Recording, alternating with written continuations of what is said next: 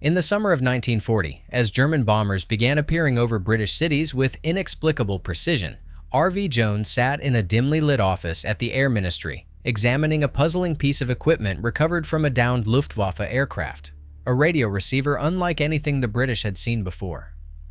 The situation in Europe was dire. By June 1940, Nazi Germany had conquered France and much of Western Europe, leaving Britain as the principal remaining adversary in the West. With invasion looming, the Germans needed to crush British resistance, and the Luftwaffe was tasked with breaking the nation through sustained aerial bombardment. But there was a mystery that troubled Jones. A 28-year-old physicist heading the Air Ministry's Scientific Intelligence section. Early in the bombing campaign, German accuracy was poor. Only about 20% of bombs fell within 3 miles of central London. Yet suddenly, with the introduction of nicobine, that figure had jumped to over 60%. Something had changed, and Jones suspected he knew what it was. The Germans must be using radio beams to navigate, Jones proposed to his military superiors.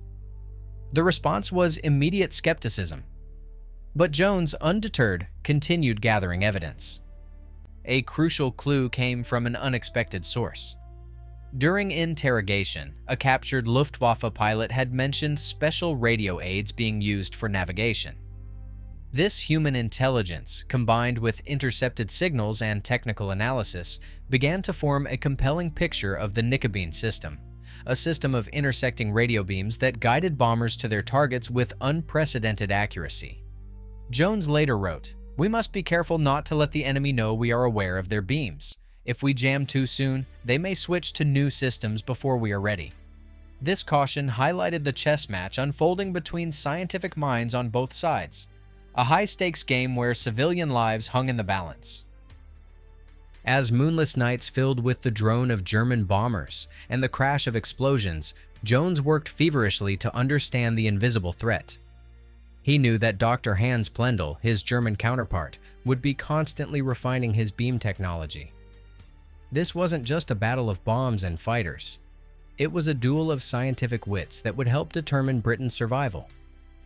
For the civilians huddling in bomb shelters across Britain, the technical details of nicobine meant little. But for Jones and his team, unraveling its secrets could mean the difference between a direct hit on a munitions factory or a hospital and bombs falling harmlessly in empty fields. "We're looking for a ghost," Jones told his small team as they prepared their modified Avro Anson aircraft, a flying laboratory equipped with sensitive radio receivers to detect signals that many thought couldn't exist. With limited resources, just a single aircraft and a handful of dedicated scientists, Jones embarked on his mission. The stakes couldn't be higher. Every night without a solution meant more British civilians would die under precisely targeted bombs. Henry Tizard, an influential scientific advisor, became Jones's champion when others wouldn't listen. "This young man might be onto something revolutionary," Tizard told skeptical military officials.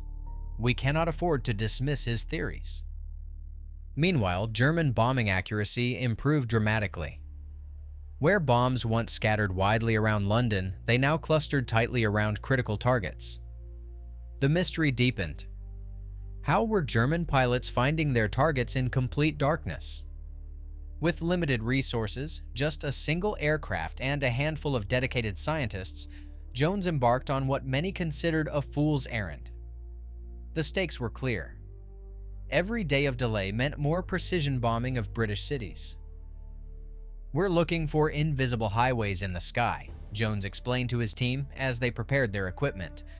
Their modified aircraft would need to detect what the human eye couldn't see: radio signals cutting through the darkness. When his team finally detected the signal, they confirmed what Jones had theorized. Nicobine used intersecting radio beams transmitted from stations in occupied Europe, creating an invisible aerial highway for Luftwaffe bombers. "The English are playing tricks with our beams again," German operators complained in intercepted transmissions as British jamming began to take effect. This cat-and-mouse game would intensify over the following months, as Dr. Hans Plendl, the brilliant German physicist behind these systems, refused to concede defeat. Plendl responded with X-Gerät, a technological leap forward that operated at higher frequencies between 66 and 77 MHz. Unlike Nicobind's relatively simple design, X-Gerät employed multiple narrower beams with additional modulations, enabling precise timing for bomb release. The claimed accuracy was astonishing, just 50 to 100 meters compared to Nicobind's 150 to 300 meters under optimal conditions. Just as the British successfully countered Nicobind, Jones discovered evidence of the more advanced X-Gerät system. They were in a technological arms race where each German advance could mean thousands more civilian deaths. The scientific detective work required to understand each system grew increasingly complex. Jones and his team worked through sleepless nights, analyzing signal patterns and developing countermeasures before the next raid. This wasn't just abstract science.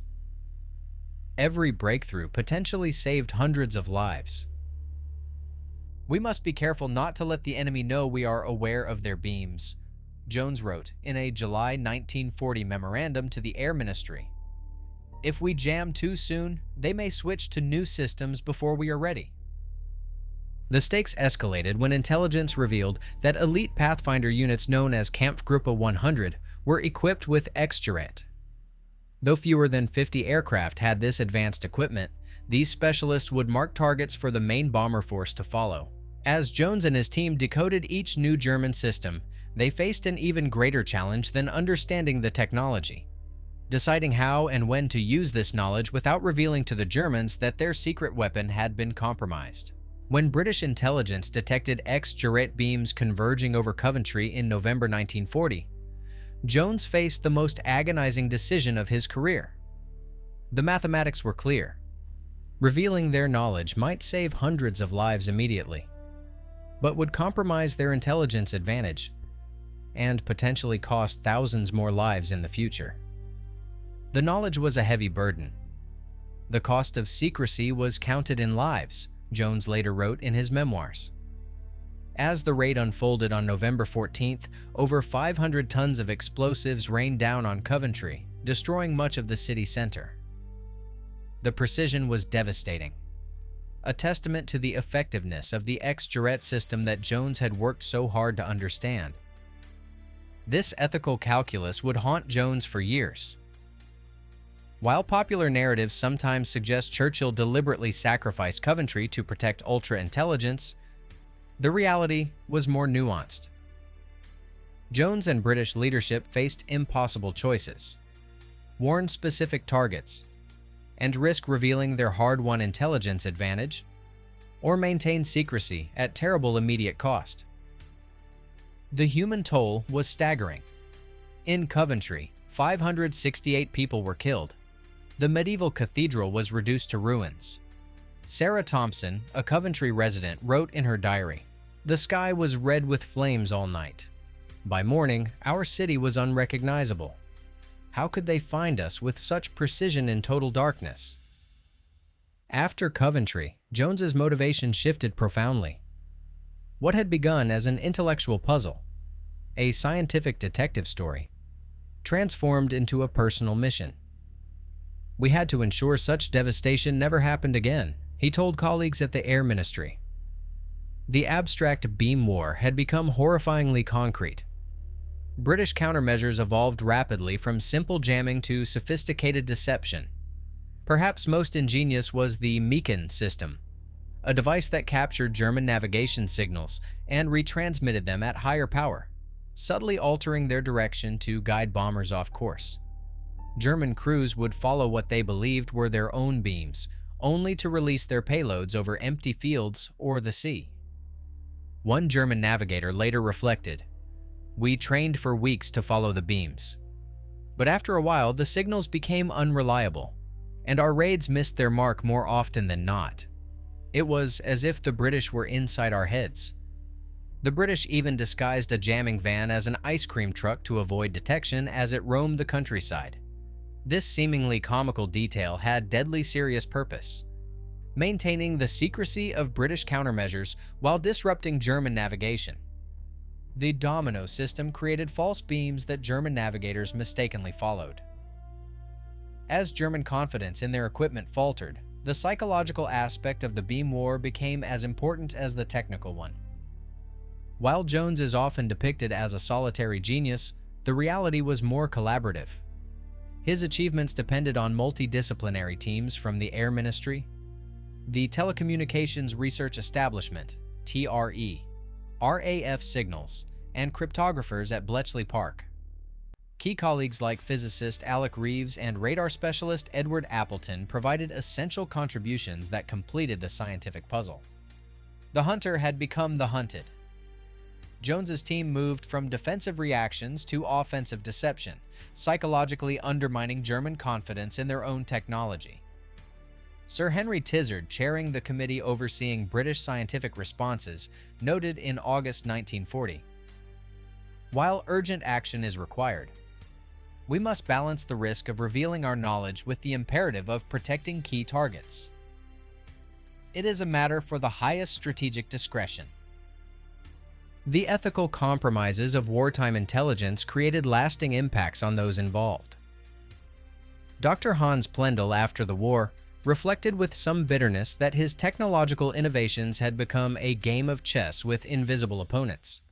He and Jones would later meet, exchanging stories of their parallel challenges across enemy lines. By 1942, the Battle of the Beams had fundamentally transformed warfare, establishing electronic deception as a powerful weapon, and forever changing how scientific intelligence would shape future conflicts. The invisible radio duel between R.V. Jones and Hans Plendl evolved from a desperate scramble to understand German technology into the birth of modern electronic warfare, demonstrating how scientific intelligence could be as decisive as traditional military power while raising profound questions about the ethics of technological warfare that continue to resonate in today's era of cyber conflict and drone warfare. The Battle of the Beams never made headlines, but in the silent laboratories and crowded operations rooms of wartime Britain, R.V. Jones and his team of scientific detectives proved that in modern warfare, the most powerful weapon is often the human mind. And the most difficult battles are fought not just against the enemy, but with one's own conscience. What other invisible battles of scientific intelligence have shaped our world? The silent duels of minds continue today, but now they're fought in cyberspace and the electromagnetic spectrum. The ethical questions remain the same. When do you use what you know? How do you balance immediate lives against future ones? The Battle of the Beams may be history, but its lessons are more relevant than ever. If you enjoyed this story, hit subscribe for more fascinating World War II historical deep dives every week. Thanks for watching.